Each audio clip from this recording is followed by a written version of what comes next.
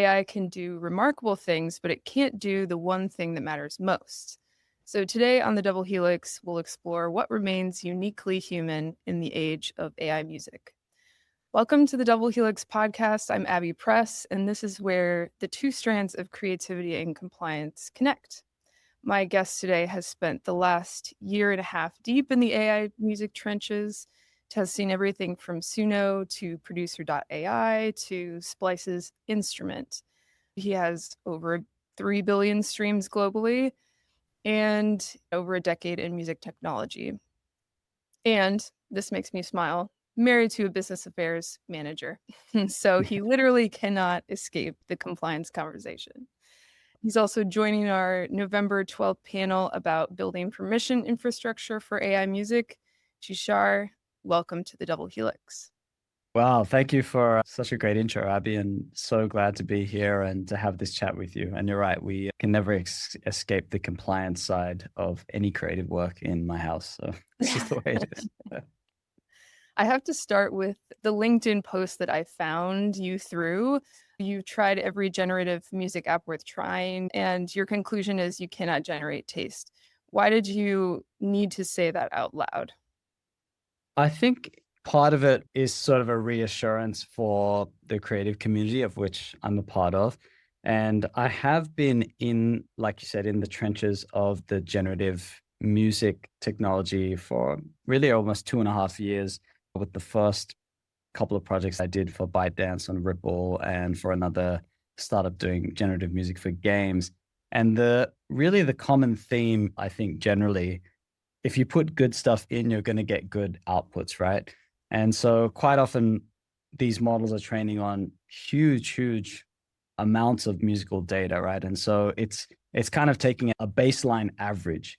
But if you really want to be great, and in any creative field, in any field generally, but certainly in creative fields, you're never going to be a professional unless you're exceptionally good. The competition is just that high. These models work best when you can actually direct them with good taste. And taste is a thing that just comes currently via human artists who can react in real time to cultural factors that aren't quite there can't be inputs for these models, right? Like, who's going to say what is the zeitgeist moment of now? Who's going to say what is the hot thing that people are talking about, or what models can't react in that speed. We are living in the world of that.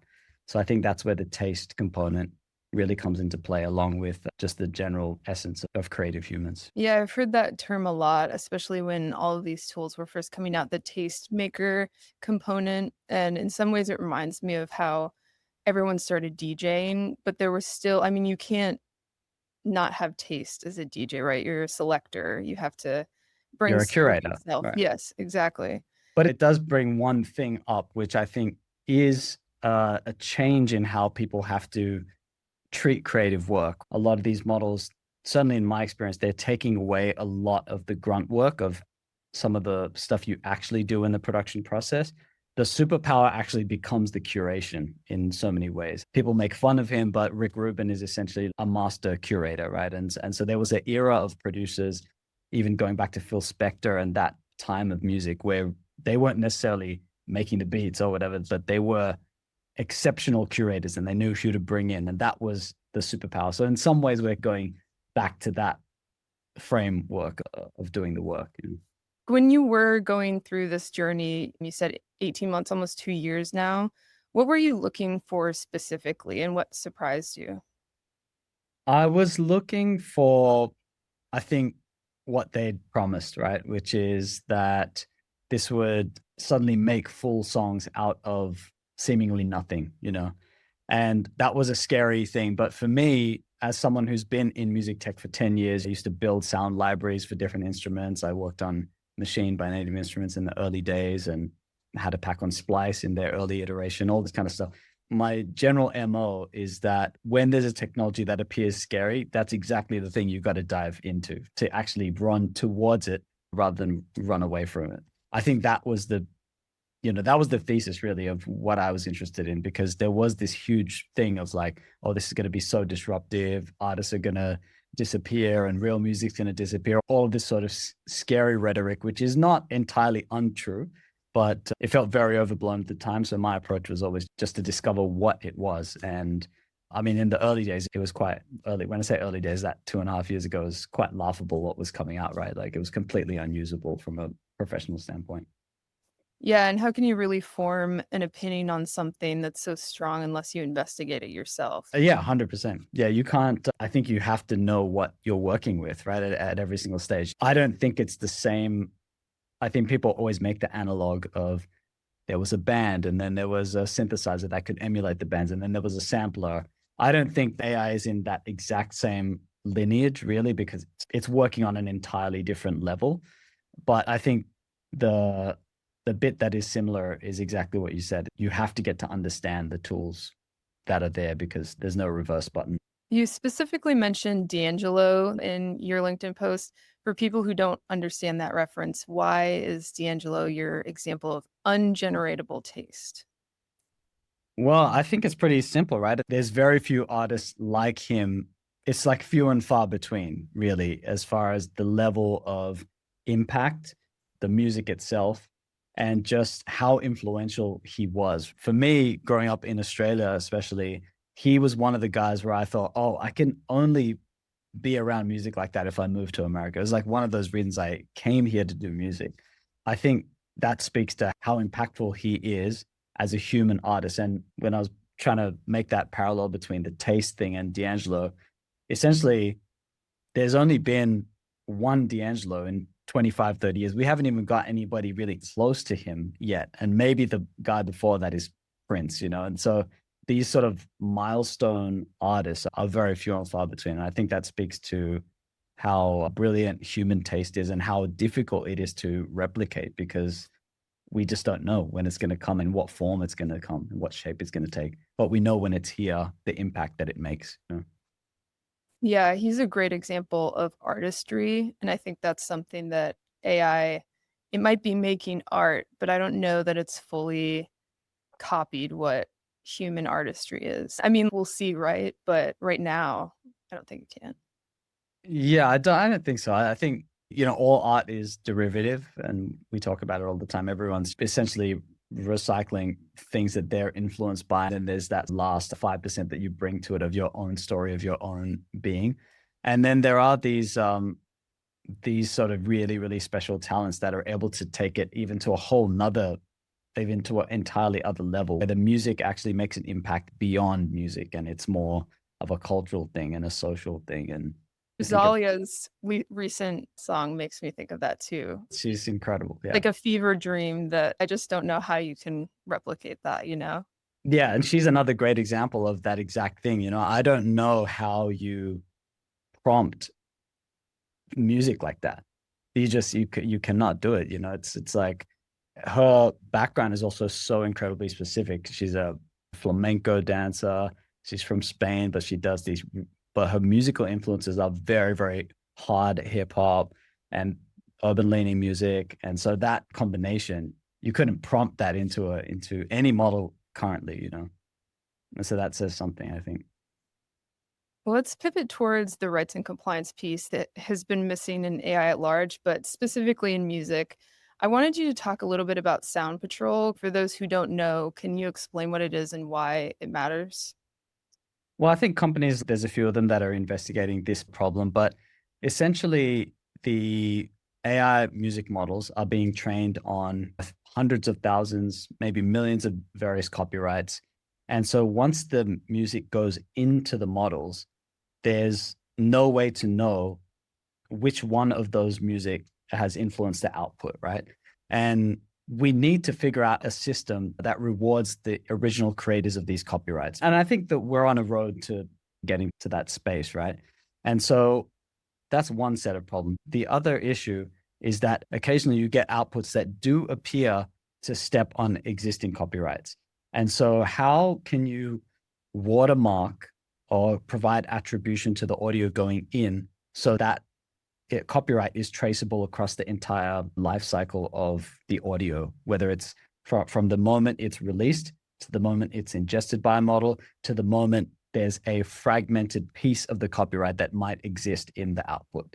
It's quite a big and complicated problem, but I think it's an important one from a rights management point of view. It's an important one from the point of view of maintaining the integrity of copyright laws, which I think are the backbone of American society, Australian society, UK, all of these countries that have really strong cultural output and have protected it in a way that creates an industry and creates a way for people to survive off their intellectual property, right? It's such a core thing to the society. So I think it's important to protect the integrity of that.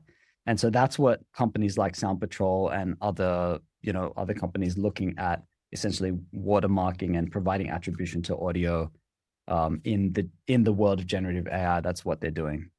That's amazing technology, and I'm really interested to see how that evolves because I do think that rights management has been stuck in the past and it's multi-layered, and that's a huge reason why I wanted to put the virtual panel together with you guys next week. So Sound Patrol could be the permission layer before AI even touches the music. So there wouldn't be retroactive lawsuits, but proactive consent. Is that what I'm understanding? Yeah, exactly. I mean, I think the idea is to provide this technology for labels and rights holders to use to flag stuff, but to also provide attribution across the board to catalog and the rest of it. Before we go deeper, I have to ask because I'm dying to know. You're married to a business affairs manager. For our listeners, can you explain what that actually means if you were at a party and you had to explain what does your wife do? I think I know parts of it, right? Because I think there's so many, from what I understand, there's so many tiers within business management. So there's simple licensing agreements, and then there's sort of a broad scale negotiation of agreements. There's also from what I understand, there's also a lot of organizational work that has to happen. So you have to organize contracts and agreements from the supplier side and the internal organization side. Essentially, it's that interesting layer between full on legal and then full on business operational. So it's a really interesting, very niche space where it does seem like everybody knows each other. So if I was at a party explaining it, the chances are that you'll probably know each other through one other connection anyway. Hey, I thought that was pretty good. I definitely hear a lot about Put it. you on the spot. I'm glad. She'll be happy that I got that kind of correct. Is she involved in any part of when you get contracts? Has she helped you with any negotiations? I'm just curious. She's definitely looked over a bunch of my production deals and a couple of little sync things as well in the past for sure. But she's also so busy. I just don't. I'd rather not Yeah. bother her with that. Well, that's awesome. So you've said something fascinating that AI allows us to break our patterns. Every producer has their habits, their go-to moves. How do you think AI helps you escape your own muscle memory? Oh, that's a good question. I think that it does. One of the biggest things that it's helped me out with in terms of just time actually is I can take a demo that we write in the room and produce it out to maybe 80, 85% of the way finished. I can put it into a model and I can reimagine that demo in 6 different genres. And what that does is it actually ends up showing you, oh, this is the melody.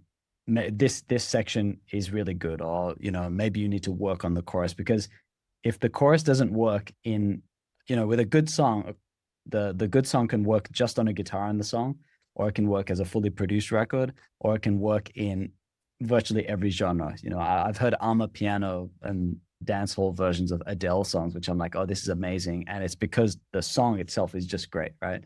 And so with that in mind, when you can do this with the AI model, I can hear it in a bunch of different genres within the span of minutes, essentially. And that would have taken me hours, maybe a whole day, maybe a couple of days to actually explore that option in a traditional sense. So to be able to hear where the weaknesses are, that immediately gets you out of your patterns because you go, okay, I know I got to rewrite this, or I got to work on this section, or I got to fix this part of the arrangement. So I think it does help with that kind of stuff. For me, I'm a musician first. So I'm a piano player. I play a bunch of instruments. So I tend to start a lot of my music on an actual instrument with the AI models just being able to sort of type prompt is a different workflow. You know, if I'm trying to start ideas, sometimes that just gets you out of regular chord progressions that you might just go to, or regular riffs that your fingers move into, which is another form of mental trap. You know, so I think it's very useful in that way. In the same way, honestly, that certain sample packs and things like that can be useful as well. I read somewhere that you see music in colors. Do you have synesthesia? I don't know. I never fully understood what that is. I do see colors when I hear music a lot. I am sort of influenced in the way I compose by like how the color of the sound feels like. I've always wondered what that feels like. Yeah, it's a difficult thing to exactly describe, but from what I understand with synesthesia, there's even people that can sort of that can smell thing, or like there's a different another sort of element to it. So as far as like the relationship between color and music, I do experience that a fair bit, and it helps me. It sort of helps me figure out what are the sounds that go together, because I'm trying to figure out the almost like the color palette of the song if I'm staying in a thing, you know. When you work with AI tools, has that opened up a new color palette for you, or do you think it just rearranges the ones you already saw? Wow, that's a really good question. I think I think I experience it as a different, almost it feels like a more digitized version of the colors. So imagine it kind of I remember when I was starting it, to me, it felt like, you know, when you see those RGB color charts in the old video games, it looks Like bit like yeah, it's almost like 8 or 16 or 32-bit color chart, you know. So it looks blocky. interesting. It's not flowing into itself. It's not flowing into the other things that I make. So the idea is like, how can I sometimes I take it in that sense that it feels a bit more pixelated, and like, okay, how can I smooth the edges out of this so that it feels like it's just one really nice painting? You know? That's so Is interesting. a way I would explain it. Well, I need to back up a bit because your story is pretty wild and it's one of those like American dream type stories. You're sleeping on your cousin's couch in Culver City. It sounded like you were packing to leave LA and then you got a call about Toronto. Can you tell me about that moment? Oh yeah, yeah. So I was actually yeah. So there was a 5 years where I was sleeping on my cousin's couch in West Hollywood, and but after that, I got married. We'd moved into a small, you know, really fairly rundown apartment close to my cousin. So at least I had some family there. My wife was traveling at the time, so she was away. And I was in the house. It was like, this was tough. It was tough times, a tough few months. I wasn't making hardly any money. I did a bunch of odd jobs for those first 4 or 5 years in LA.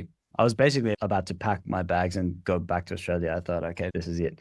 And a few months before that, I'd applied to be part of a writing camp, which was being run in Toronto by a fairly well known management company. I didn't even have money to fly myself to Toronto, even if I got the spot. So I'm like, I have no idea. I applied for it and then Go I for it. left Yeah. it. I forgot about it. So then fast forward, I'm about to go to sell. I'm like, I'm just thinking in my head, okay, in my head, I'm mentally packing up and I'm like, okay, what do I have to sell before I move? All this kind of stuff. And then I got a call from my friend Millie Petriella. She was running APRA at the time, which is the organization that they're the performing rights organization in Australia, like ASCAP, BMI. And Okay. she called me and she said, "Oh, they want you to go to this thing." I was like, "What are you talking about?" "Oh, that camp in Toronto. Yeah, they want you to go." And they flew me out there. Actually, so they paid for me to go out there, my hotel and everything. I was out there for, I think it was a week, maybe it was a 10-day camp. No, it was about a week. And on the second day of that camp, I wrote a song that ended up becoming a single for Chris Brown. It was a big thing on the radio and completely changed my life, you know, basically overnight after 5 and a bit years of being in LA and doing that thing. I signed my publishing deal fairly shortly after that and had a pretty good run for a few years after that. Is that when you signed with Warner? That's when I signed with Warner. It was a really interesting time to be in the music business, especially on the songwriting end, because there was a kind of a renaissance happening in pop music, but also in the world of songwriters. A lot of us that got signed in the Warner Chappell family at that time, a lot of us had quite a bit of success in those first 3, 4 years coming up to COVID. And yeah, it was great. It was really special and, honestly, just such a magical time in our community. Did anything change in your approach going from a bedroom producer to having industry infrastructure? Did anything change in creatively? Yeah. Yeah, I think, yeah, it's so weird because, you get signed based on the music that you're making. And quite often before you're even in the industry, it's like so uninhibited and you're just doing stuff. I listen back to my old demos from before I was signed and I think, oh, firstly, a lot of them are terrible, but a lot of the choices are very brave. I don't know if I'd even have the spirit to do that now, because you just don't know. You're not thinking. And then as you get signed, you're right, it does become more of a business thing. It's the best job in the world, but it's also is your livelihood. So you start thinking more strategically and you start, at least in those initial years, you start going, okay, what's in the charts right now? What's the sound that's working? You start to dial in things based on some of these other factors, which were never really present in the moment that got you signed. So there's this weird disconnect there. And I think that always exists, right? There's always a there's always like that, in like the building code, how there's like you have to keep a distance between the fence and the house, and that gap is just always there between creative and business. It's just never going to go away. There's not a natural point where those two things lined up. We've forced them to intersect, but the natural flow of those two things is quite opposite. And so once you're in the business, you have to find ways to bridge those two things constantly. And you have to think strategically about the artists that you work with. And all of those things play into the way you create stuff. And I'm finding now that I'm actually sort of in this part of my career, I'm sort of unlearning some of those approaches that I was taking, which were, I think, more focused on how do I get a hit or whatever even that means. I've had some of that stuff, and at the same time, when I try to go for it, it virtually never works. There's times when you're just in the studio. Like I did a record with Benson Boone. It's the first big record that he had, and I didn't even think anything of it. We did it in a day. We worked on it for a few weeks after that, but I didn't have any particular. There was no strategy around it. It was a thing that felt good. He was a completely brand new artist who nobody knew. Which And must be so, kind of freeing. yeah, it was amazing. It was incredible. And I mean, he was already he he already had the spirit of a mega star at that time, just to be clear. But yeah, nobody knew him. And I didn't have any particular expectations for any of that. And it became one of the biggest records I've ever worked on. So I don't know if that even answers your, that's a long answer to your I very think so, I simple think question. so. And I like what you said about the business and creativity piece. I think it's critical to what I'm trying to accomplish with the double helix because over the years, I think business affairs has been known as the department of no back in the day. But over the years, I've learned that being creative in your answers and helping people find a path towards shipping a commercial or getting a song in there, whatever it is really important. So I'm trying to Yeah. bridge that gap of I'm at Oh, the of course, intersection. yeah. That's what I'm You guys are living in that gap, Yeah, and exactly. that's tough. I mean, I hear it every day now, and I don't know, from my experience, it actually seems like business affairs they're the actual ones that want to get it done in the right. So if I always think of the lawyers as the no people, the producers as the extreme yes at any cost people, and then these people are essentially business affairs. You're essentially trying to get the no into the yes, right? Exactly. You Yeah, know exactly how it is. yeah, So let's get a little more philosophical. I think you have a full psychology degree, is that right? yes, yeah. And a math, and your mom's a professor, your dad's an engineer. Does that background help when you try to understand how humans crave certain sounds? Does it come into any of your work? Wow, I love these questions. I think implicitly, I would say where that background has probably come into play most is you just get quite a foundation for, like, once you start something, you have to see it to its end, right? and you don't say no until you've seen what it really could be.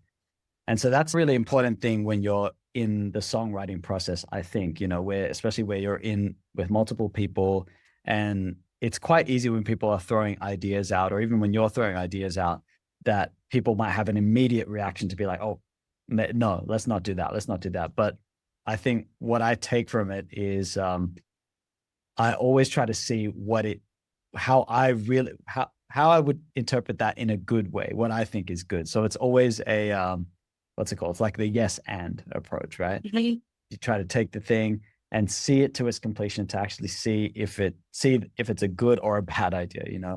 Um, and then, but it's hard to say. I think implicitly all of that stuff plays into the way you create good and bad. I think for me, part of coming from that background where my parents were very educated and quite successful in their own careers in that structured, sort of predictable path, that made it a little bit more difficult for me to break out of that for the thing that I wanted to do. And so when I finally got here, it wasn't like I was 18 or 20, when I signed my deal. It was a little bit later for me. And so I suddenly felt like I had to catch up to everyone else. I felt like I was so it probably that's the biggest direct thing that I remember from that I think about from that background, that I felt like, oh, I had to really, really, now I had to rush into whatever the success was, and what I thought that was back then. What you were talking about with the yes and kind of reminds me, you mentioned Rick Rubin earlier, and I read his book and it reminds me of one of the segments where he's talking about following ideas. I Mhm. imagine, like, if you're in a room full of people, you could also call them stakeholders. It must be really difficult to follow an idea further, or you probably have to have, like, a pretty strong voice and Yeah. mindset, like, be grounded in what you're doing in order to get your idea far enough along so that people really see what you see, which apparently is colors. Yeah, colors and sound when it's all the right Yeah, combination of that. I think you're totally right. I think you hinted at something that is just as important, which is knowing when the end of that idea is, and also, yeah. yeah, also knowing that is very powerful. And I think that is the thing that Rick Rubin talks about, is like when you're, as much as you explore a thing to its conclusion, when there is a no, you have to be quite steadfast about that. And also in the working environments that we have now, quite often you're in a room for 6 to 8 hours. It's not a whole lot of time to get a thing ready for the radio by the end of the day or the next day. So you have to learn to you do learn to this make decisions quickly. And I think part of that is, at a certain level, you're writing with people where there's an implicit trust. It's not like we're in here talking about, okay, what songs have you done? What songs? As if you're in the Right. room, you deserve to be in the room. So we're all in it, making decisions together, and without any ego. Take the ego out of the room immediately, all the time. So we're recording this a little bit in advance, but when people hear this, it'll be next week's panel. You'll be joining Dauda Leonard, Mark Awesome. Rucker, Dave Bogan. I would call you all architects of the infrastructure that we need for this new future that we're in of AI. And a lot of my audience is creative directors, business affairs teams. We're making decisions about music today. And so I would ask you, after 18 months of testing the tools, do you have a warning label? Is there something that you think everybody could benefit from hearing as we enter the next phase? As we enter the next phase of generative AI music AI and music. as it bleeds further into the zeitgeist, into culture, into coming across, my desk, maybe somebody wants to license it for a commercial. Well, I think for as long as we can do, um, I think for as long as we can do, and we need the assistance of everybody who believes in the human element of creative work, to protect the rights of creators. And whatever your version of that is, just make that a priority, I think, in and amongst it all, because uh, I think there's going to be massive disruptions to performing rights licenses to commercial sync to score beds to micro licensing to a lot of these segments of music where creators like me came up through that. You know, when I can move to LA to be a composer. And so I worked on a lot of TV library stuff initially because it's the first gigs that you get. It's high volume, high intensity, heavy deadline, and you learn so much in that process. But if there's no world where artists can develop those skills to rise up to the next thing, then what do we have? You know, what do we have? And I think that's an issue that's being faced in all industries. You know, no one's sending the ladder down anymore. And how do we get to that place? We have to start by valuing the human in the creative process. I think that's the key thing to me, no matter how which way these models go. And by the way, I'm all the way into using this technology. You know, I use it at this point. I use it every single day. I've 4 or 5 sort of go-to tools, not just complete song models, but also smaller niche things that exist in the DAW. So I'm not I'm not fighting the wave of that at all, but I do think that it's important to keep some semblance of the infrastructure there so that the next generation of artists can build into what they're doing. And you guys are at the coalface of that because you help people get paid. Yeah. Yeah, I think education is gonna be a huge inflection point as, these opportunities in some ways are shrinking and maybe they're growing in other ways, but I think all of us who have this knowledge passing it through is gonna be really important. And I think another thing you said about keeping the human involved, that's what I keep seeing over and over again is human in the loop. Not only is it really important for ethical reasons and Mhm. for the artistry, but also even just down to the copyright law, Yeah. having a human element is going to protect your rights there. So, yeah, I love everything that you said. Yeah, exactly. I think you got to keep the human in the loop, and you guys are definitely dealing with it from both ends, right? So you're probably seeing disruption in business affairs as even in your own workflows, right? I would imagine that there's some disruption in how people how people are working within business affairs. Yeah, I mean, there's a lot of it's showing up in the work, right? Everyone wants to use AI in every Mhm. production now. And so we're trying to figure out, like, is there a new language that's needed? Are there disclaimers? And then there's a patchwork of laws that, do we need a disclaimer in that country for that product? It's all kind the law is catching up. But to your point, there's also a workflow that I think is sometimes overlooked with AI. And I, like Mhm. you, I'm using it every single day. I think it helps a lot with writing. I think it helps with time management and, even, like, looking up who owns the music rights to a track. I might look Right. that up and, you know, confirm it with another Google search, but then I'm Mhm. also still doing all that work of reaching out and negotiating. Like, Yeah. there's still that human element that I don't think will go away either because, like, even with influencers, that's another conversation I've had with other business affairs managers is like, you could make an AI tool that does everything, right? Where it finds the viral moment, it finds their contact information, it reaches out. Or It's engineers the viral moment even.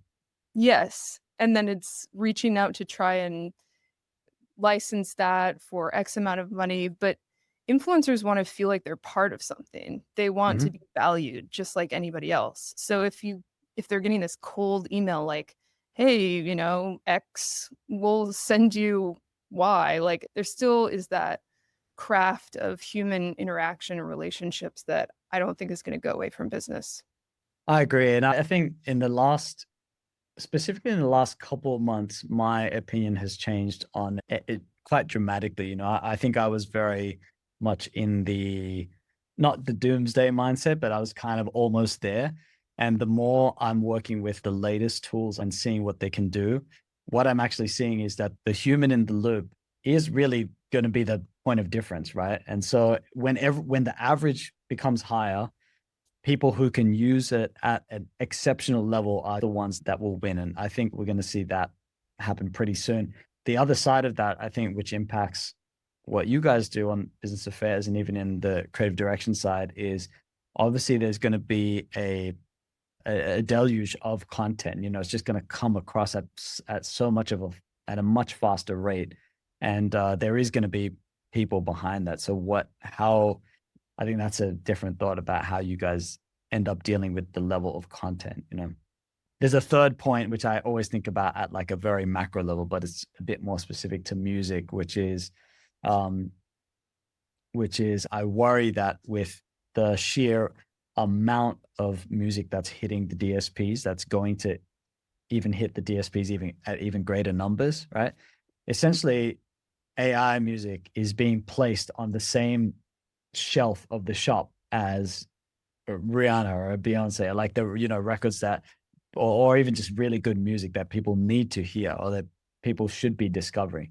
And so that's got its own problem because I think in some ways the DSPs that allow that much of the AI generated content to be on their platforms, it's you're almost fooling people into thinking that that is good, and so discovery becomes more difficult. The discernment of an audience becomes different. I have a hope that good stuff still rises to the top, but I think it's also difficult in this.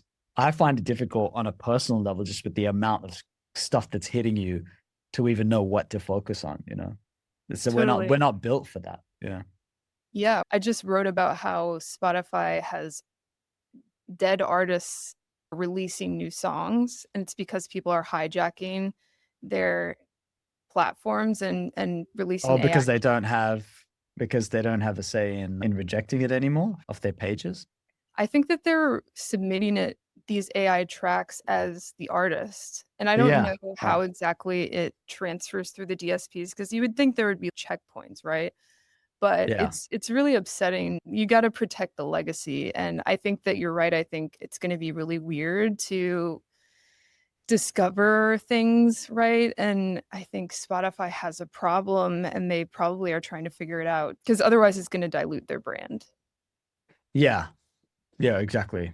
Exactly. And I think that to to be honest, I think they're looking into it. And I think that generally, in my experience, there's good people who really, really love music at most of these DSPs. And I think hopefully those decisions get made with the right intent.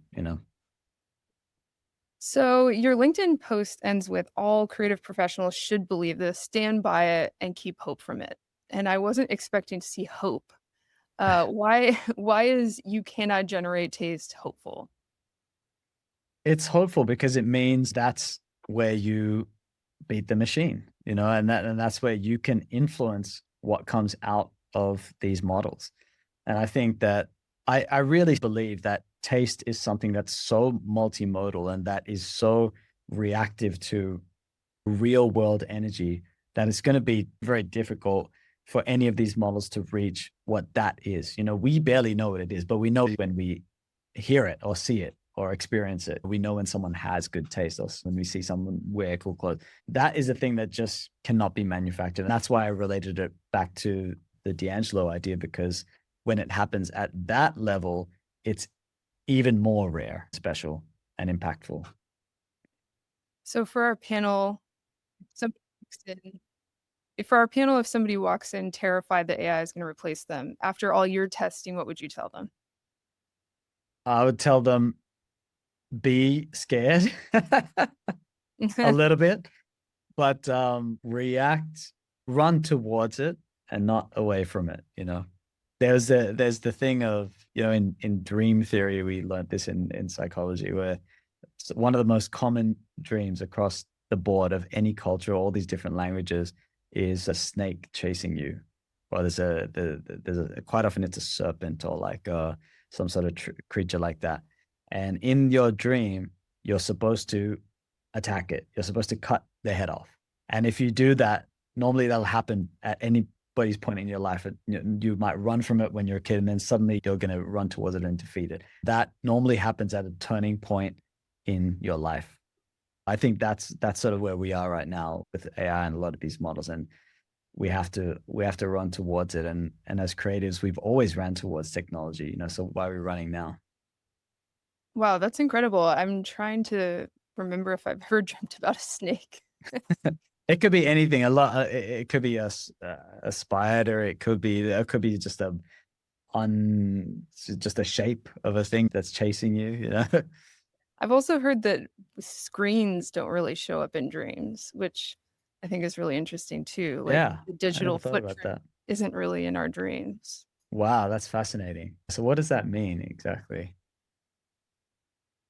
That we're just so much more present, I guess. I don't know. Yeah, we're existing on a plane that digital technology is not, I guess. It's not. Yeah. Yeah, exactly. That's taste. Tushar App Day, thank you so much for testing everything so we don't have to and for reminding us what I'm remains here. sacred. Join us next week, November 12th at 9 a.m. for the permission layer for AI music. Tushar will be there with Dauda Leonard, Mark Rucker, and Dave Bogan. You can find the registration link at abbeypress.com, on LinkedIn, or through the Double Helix Substack newsletter. And you can find Tushar on Instagram at Springloaded. If there's anywhere else that people should go follow you, I know you have a Spotify playlist that I've been listening to. Oh yeah, thanks. Yeah, I'll check my Spotify writer playlist up there if you want to hear some of the stuff I've worked on. But yeah, Instagram's always a good way to get to me. Great. Well, this has been the Double Helix. I'm Abby Press, and thank you for listening.